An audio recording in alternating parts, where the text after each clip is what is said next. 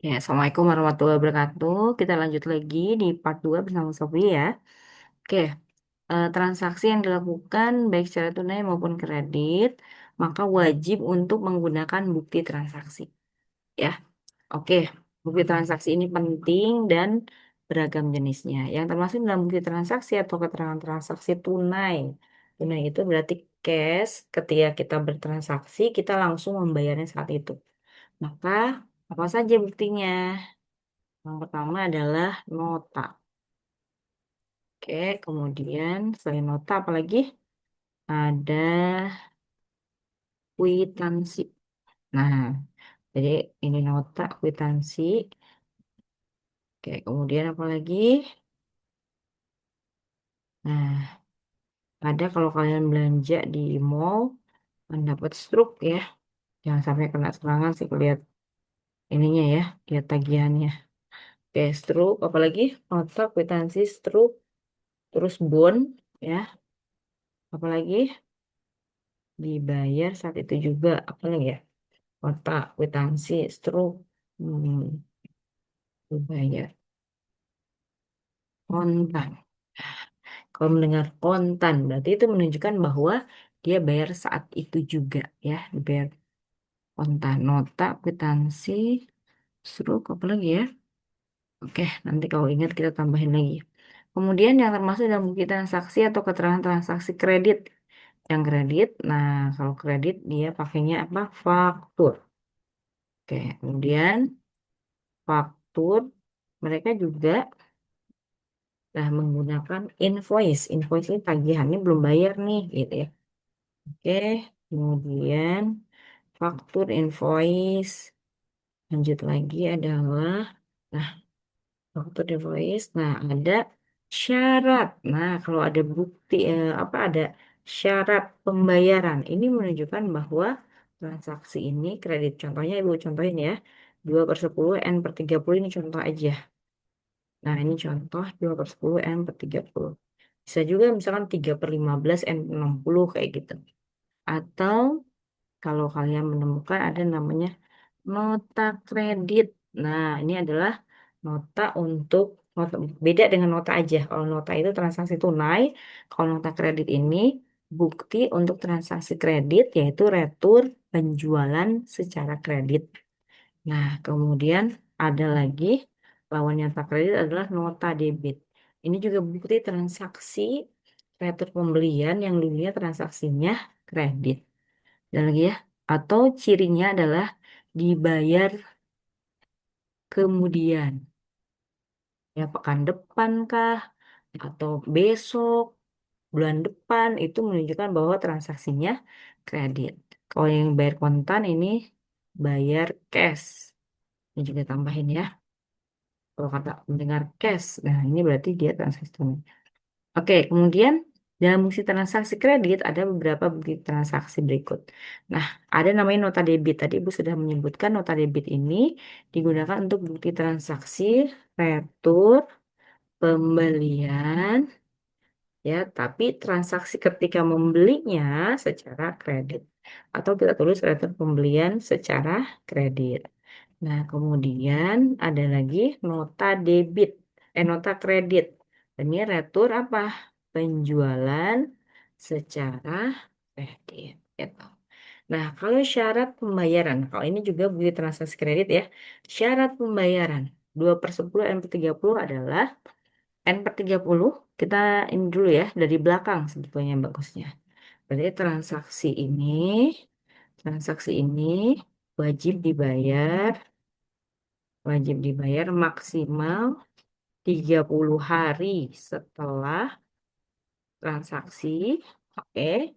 Nah, ini ada keringanan. Jika dibayar, nah 2/10 ini maksudnya adalah 10-nya ya, dibayar 10 hari setelah transaksi ya.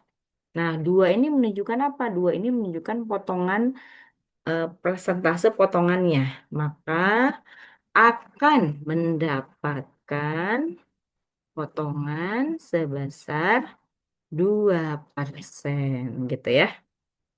Oke? Mana? Nah, Kemudian ini kalau 5/15 N per 60 artinya apa kira-kira? Nah, kita copy paste aja dari sini ya.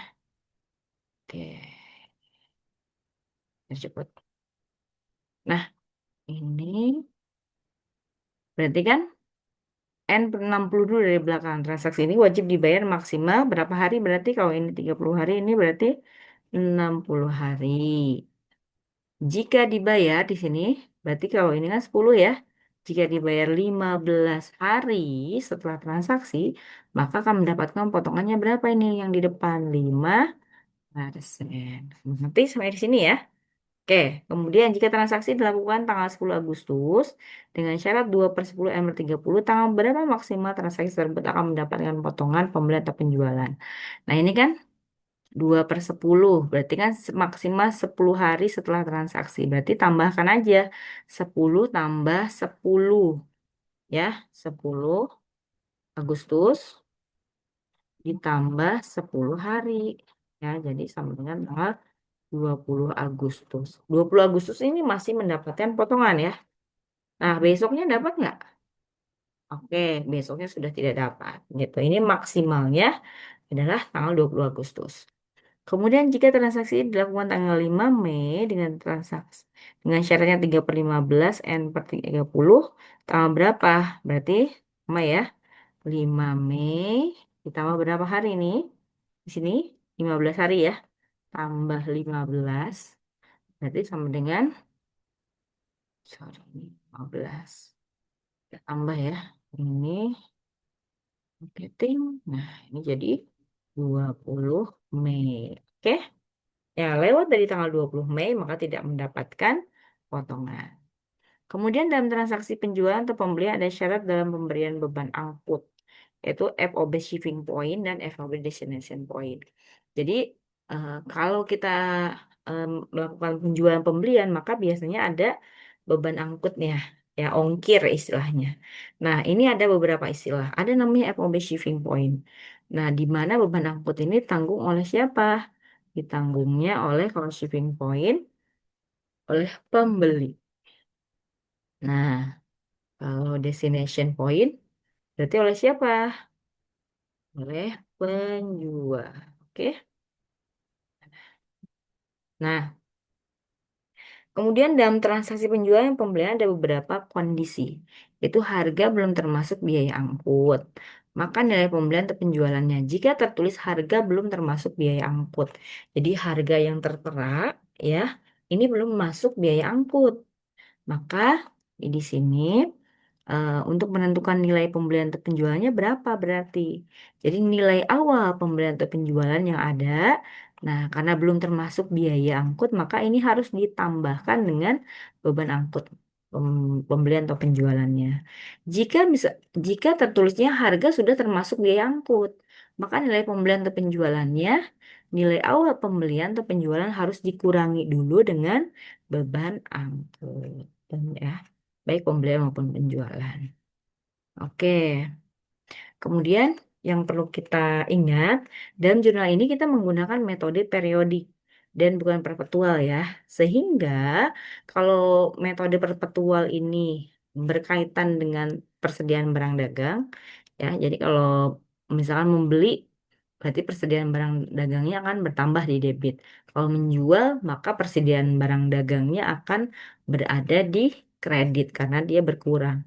Nah, tetapi karena kita menggunakan periodik untuk usaha yang skalanya skala kecil, maka tidak ada istilah ketika membeli ini kita menuliskan akunnya persediaan barang. Tetapi ketika kita membeli dan menjual, maka akun yang munculnya adalah pembelian dan penjualan.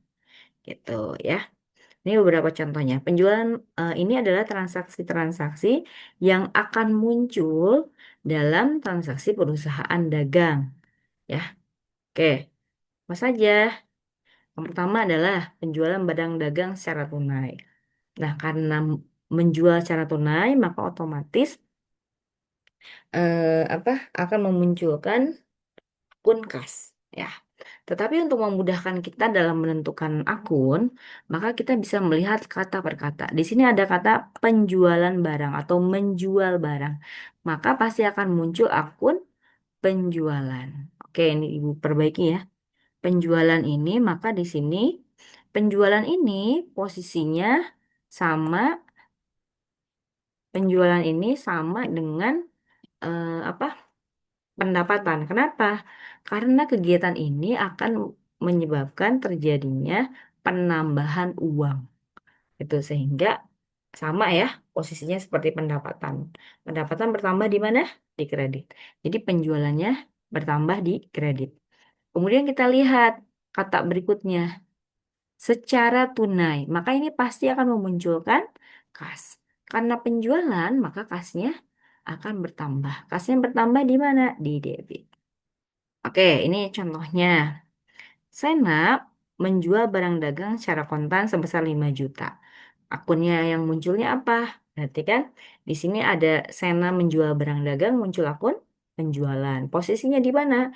Di kredit. Kemudian kontan. Tadi ingat, kontan ini menunjukkan transaksinya tunai apa kredit? Tunai. Yaitu sebesar berapa? 5 juta. 5 juta ini berarti maksudnya akunnya apa? Kas. Kasnya nambah atau kurang? Karena dia menjual, maka kasnya akan bertambah. Kas bertambah di mana? Di debit. Oke, kita langsung jawab. Kas debit sebesar rupiah 5 juta. Dan kemudian akun penjualan barang dagang, nama akunnya adalah penjualan. Penjualan kredit sebesar rupiah 5 juta.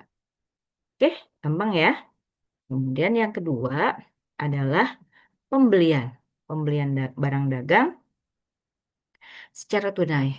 Nah, ini juga sama, membeli barang atau pembelian barang maka memunculkan pembelian.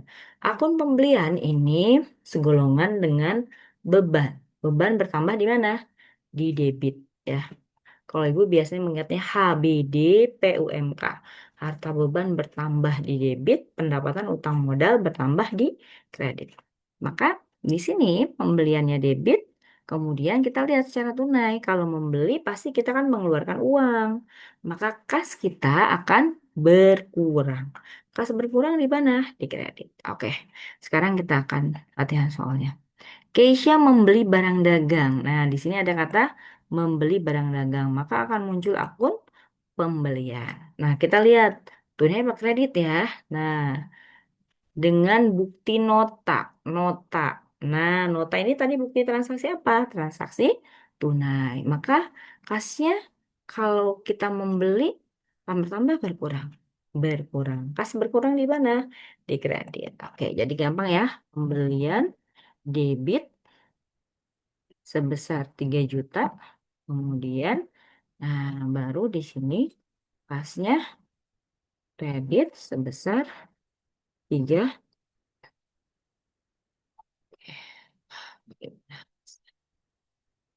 Oke, sampai sini dulu ya. Kita lanjutkan lagi di part berikutnya.